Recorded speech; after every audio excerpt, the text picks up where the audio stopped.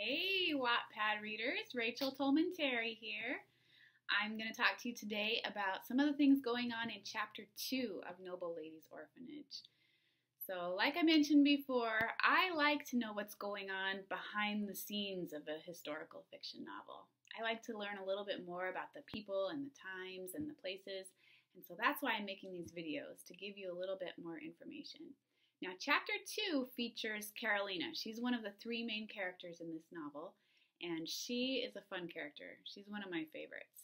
She's a scrappy, ambitious girl, and she's grown up with next to nothing. She has to work hard at a dairy. She doesn't really like the work, but she knows that her work is going to get her somewhere, and she knows basically where she wants to go. So I'm going to show you so our novel is set in Brno, in what is now the Czech Republic.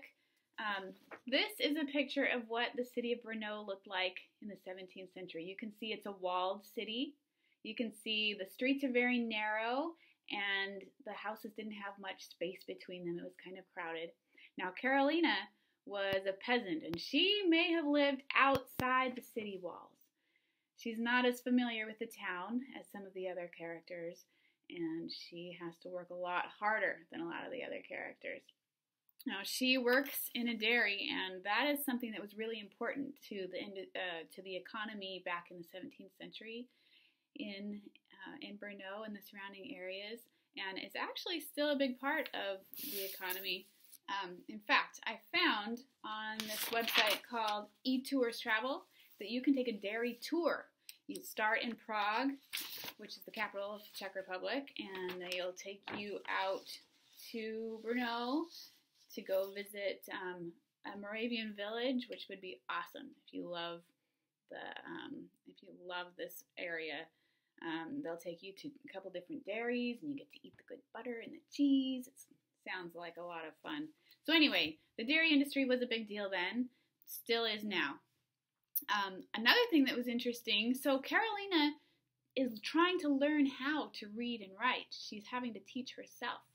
Now, this was not uncommon for the 17th century in Europe, but because there were more books available in this time than previously, literacy was growing really quickly, and there were some movements to get girls educated and reading.